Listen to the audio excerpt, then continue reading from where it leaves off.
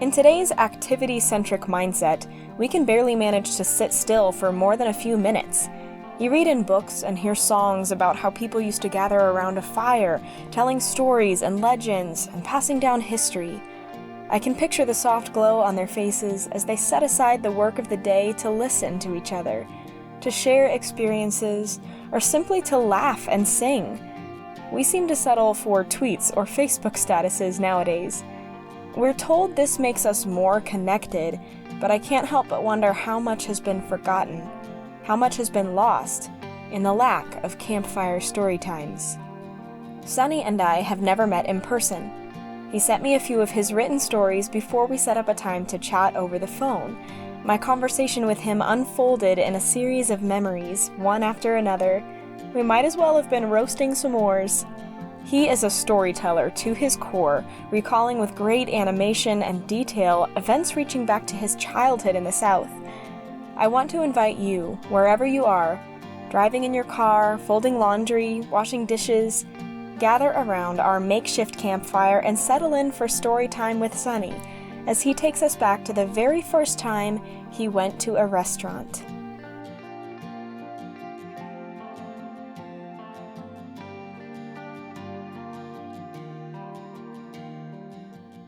Oh my goodness.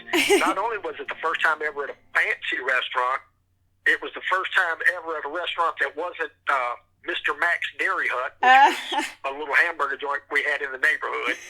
How old were you at the time? It was 1963, so I was 8 years old. Wow. I was 8 years old. And on this one, Daddy worked for the Public Works Department of Mobile, Alabama. Okay. And they paid a salary of $1.25 a day. Wow. $1.25 a day. And there was Daddy and Mama, Bucky, AC, Bo, my three brothers, Karen, younger sister, and myself. Right? So there was 5 kids and Mom and Daddy, 7 kids living in the house, and Daddy made $1.25 a day. $1.25 a day. And my goodness. We never went hungry. Right? We had a little garden that Daddy planted, and we worked in the garden. Right? We had pork chops quite often, and I don't know about you, but when Mama cooked pork chops, she put flour on them and she fried them in a pan. And and when we eat our pork chop, we pick it up with our hands and we eat it. Well, Daddy comes home from work one day, and he says, Dorothy, he says, get the youngins dressed. We going to a restaurant. I got a raise. Oh. Mama says, you mean you making $1.50 a day?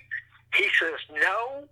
He says, they finally had to give in. The courts made the city pay us minimum wage. So I went from $1.25 a day to $2.75 an hour, and I get 3 years back pay. Oh my goodness. Oh my goodness. He showed Mama the check over $10,000. Mama passed out. She did. She fell backwards on the couch. Daddy says, boy, go get a wet rag for your mom. So I go in there and I get a wet rag and bring it in there. And Daddy sprinkles some water on Mama's face and he rubs her face and she wakes up. She says, Henry, I just had the strangest dream. Daddy said, no, you didn't, Dorothy. Said, I'm truthing you. Look at this check. Right? He showed Mama the check and she went to pass out again. Daddy said, don't you do that, woman. Right? So she didn't pass out. Right? So we went to a restaurant. Right?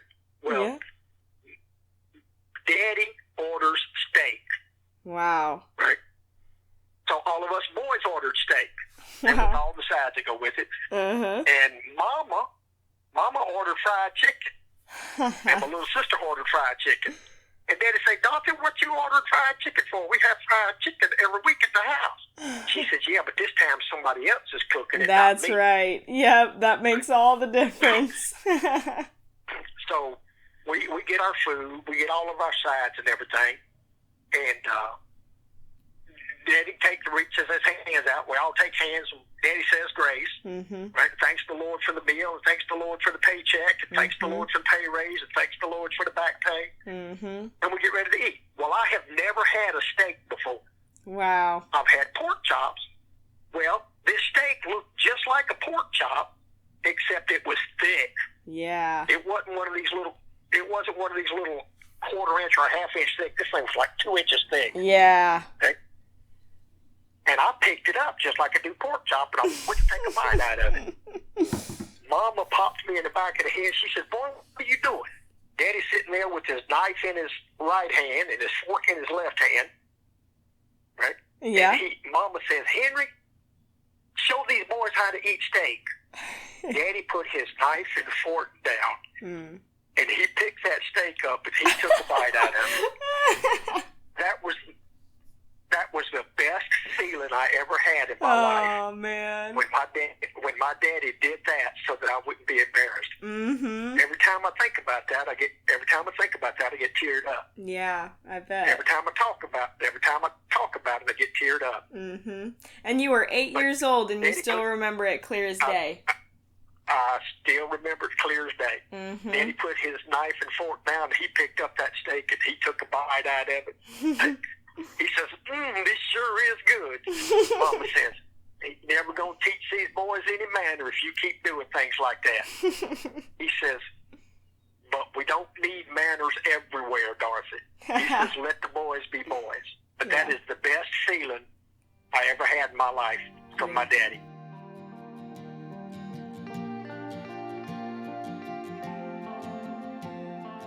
We were stationed in Fort Benning, Georgia. Mm-hmm. And we got into an argument one Saturday night. I wasn't going to church or nothing. Mm-hmm. But we got into an argument one Saturday night. And I'm laying in the bed, right? Mm-hmm. And I say, "Lord, I just can't handle this anymore." Mm-hmm. I said, "You got to do something." So I went to sleep, right? Mm-hmm. And I guess I had a dream. I don't really remember, but I guess I had a dream about getting up in the morning and going to church. Okay. So I got up in the morning. I got my little girl dressed. She was maybe 3, and I had a little son that was like 10 months old, maybe a year old. Mm-hmm. Got in the car, and my wife said, "Where are you going?" I says, "Going to church." She says, "We don't go to church." I says, "No, we don't, but I'm going." Didn't know where church was. I got out in the car, and I drove, turned down this road, and there's a church there. My wife and I got married at Our Lady of Lourdes Catholic Church. Mm-hmm. Right? The church that I saw was Our Lady of Lourdes Catholic Church. But it wasn't the one we got married in. It wasn't even in the same town we got married in. So I pulled up in a parking lot, I parked the car, I went inside. A man comes over to me and introduces himself, puts his hand out to shake. He says, "My name's Owen Ditchfield." He says, "Welcome." Right?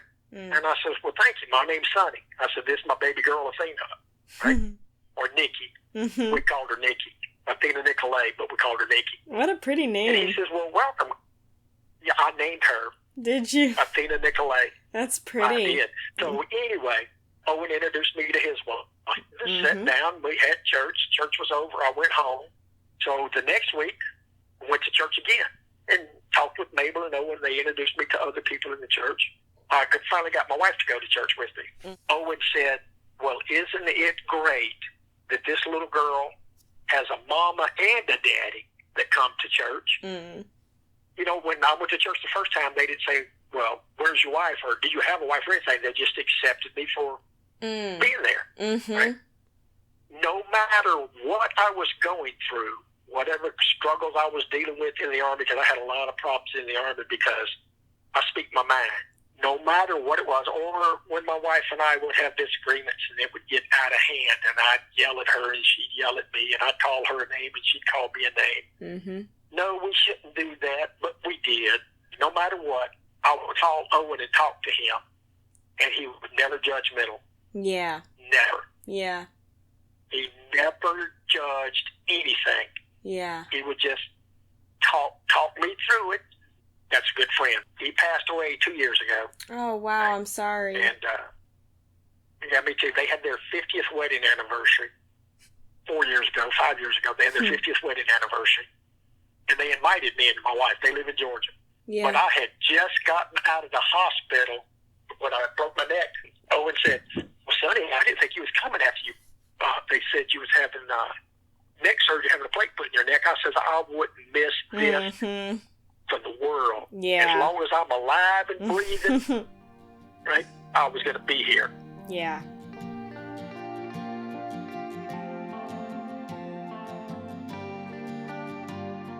people that adopted me, they had 4 kids at home. Okay. So they had an 11-year-old boy, a 10-year-old boy, that was Bucky and AC. Mm-hmm. They had a 5-year-old boy, that was Bo. And then they had a 6-month-old daughter. Mm-hmm. Her name's Karen. Okay. So here I was, Mom and Dad had an 11-year-old, a 10-year-old, a 5-year-old, a 6-month-old, and they adopted me. I was 4 years old. Wow. Right. Now, the reason that I was up for adoption, he was a drunk. Okay. He beat my biological mom. Mm-hmm. He beat us. Mm-hmm. And she finally told him, she says, you can't do this anymore. Mm-hmm. So he left. Oh, wow. He left us in North Carolina. He left us in North Carolina in the wintertime with no electricity, no heat, no water. He went and had all the utilities turned off. Wow. And my mother, or my mom, she did what was best for us kids. Uh-huh, sure. She put us up for adoption. Now, the people that adopted me, I had an older sister named Donna, mm-hmm. a younger brother named Clay, and a younger brother named Gary. Okay. Mom didn't adopt all 4 of us. Mm-hmm. But the courts said, no, you can't adopt all 4. You can only adopt 1. Okay. And they chose me. They chose me. I'm so blessed.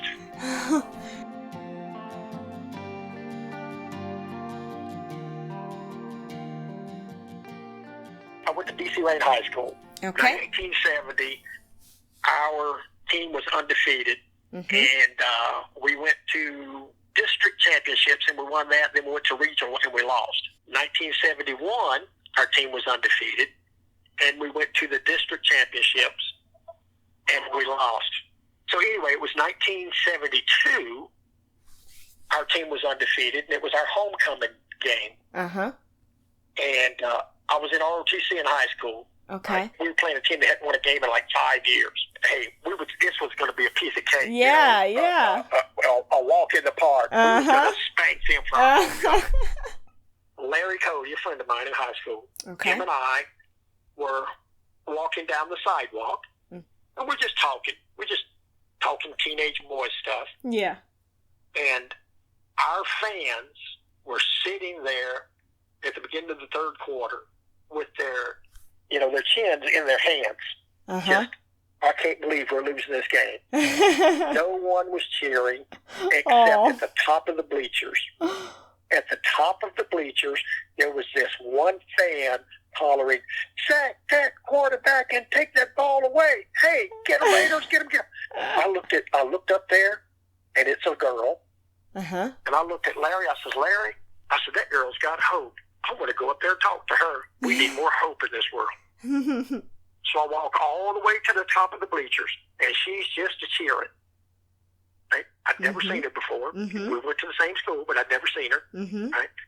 And I put my hand out to shake her hand. I said, "Hi, my name's Sonny. And what's your name?" Some red-headed lady stood up between us, says, "Who are you, and who do you think you are talking to my daughter?" Well, I put my hand out to her, and I says, "Well, ma'am, my name's Sonny, and your daughter has hope, and we need more of that in this world, and I want to get to know her better." Wow. She said, "Well, you just turn around," and she said, "You just turn around and you sashay your little butt on out here."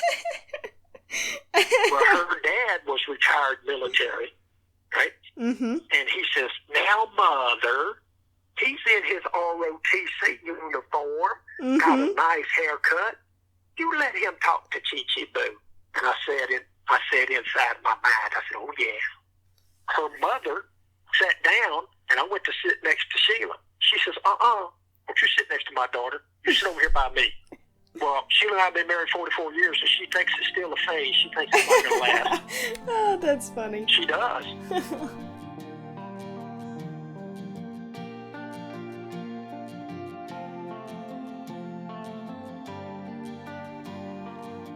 I've been thinking about what it looks like today to sit down and swap stories.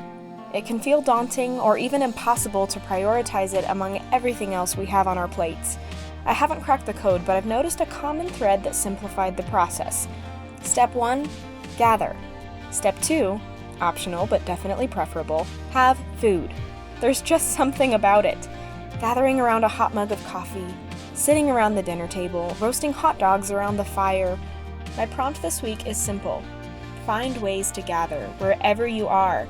Draw someone in, share some food and exchange memories. Pass down history.